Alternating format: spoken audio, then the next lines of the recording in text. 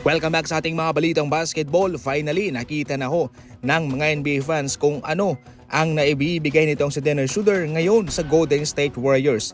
Hindi man naging smooth ang kanyang mga unang laro sa Golden State Warriors. Heto, pinapatunayan naman ni Dennis Schroeder na mag-fit siya sa sistema ng Golden State Warriors. Sa kanilang laban kontra Sixers kung saan marami silang assist na kinamada, etong si Dennis Schroeder ay nag-ambag ng 6 na assist doon at mayroon pang 4 na rebounds at 15 points. Masaya mga Warriors fans ngayon dahil nakikita nilang nakakasabay sa ball movement ng Golden State itong si Dennis. Kitang-kita naman ang malaking diferensya sa assist ng Sixers at ng Warriors. 42 assist ang Golden State, 16 ang Philadelphia. Sa kanyang post-game naman, nag-react siya sa perfect na shooting ni Stephen Curry from the 3-point line.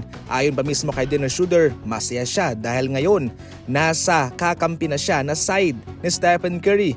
Minsan kasi ay naiinis siya kapag nakakapukol ng 3 itong sa Steph o mainit. Pero ngayon hindi na siya naiinis bagkus siya'y masaya dahil kakampi niya na ang isang Stephen Curry.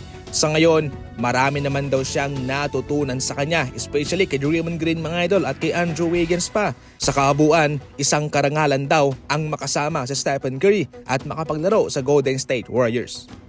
Finally, nalampasan na ni LeBron James itong si Michael Jordan pagkatapos ng 22 taon. Number 1 na sa ngayon si LeBron sa most 30-point game sa NBA history. 5'6" siya samantalang si Michael Jordan 5'6" Subalit ayon sa mga fans ni Michael Jordan, baliwala yan dahil nakuha naman daw ni Michael Jordan ang record na yan sa loob lamang ng 15 years. Samantalang si LeBron ay umabot pa ng 22 years. Ganyan daw katagal ang iginugol ni LeBron James sa NBA para ma-break ang record na yan. Para sa akin lang, wala akong kinakampihan dito mga idol. Minsan kasi nabubulag tayo sa mga record na yan at hindi natin na-appreciate kung ano ang ating nakikita sa kanilang mga laro. Ayon sa isang sikat na kataga, ang pagkukumpara ay ang pumapatay ng kasiyahan. May punto naman ang mga fans ni Michael Jordan. Subalit, sa side naman ni LeBron James, nakakalamang din naman siya kahit papano dahil umabot siya ng 22 season sa NBA samantalang si Michael Jordan ay 15 season lamang. Pero imagine din kung ano pa ang magagawa ni Michael Jordan kung siya'y nagtagal pa.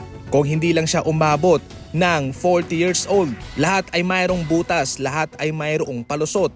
Kaya mas mabuting wag na lang magkumpara dahil yun mismo ang pumapatay ng kasiyahan. At yan mismo ang patuloy na gumagatong sa debatihan at diskusyon sa pagitan ni LeBron at ni Michael Jordan. Para sa inyo mga idol, ano ang komento ninyo? I-comment lang.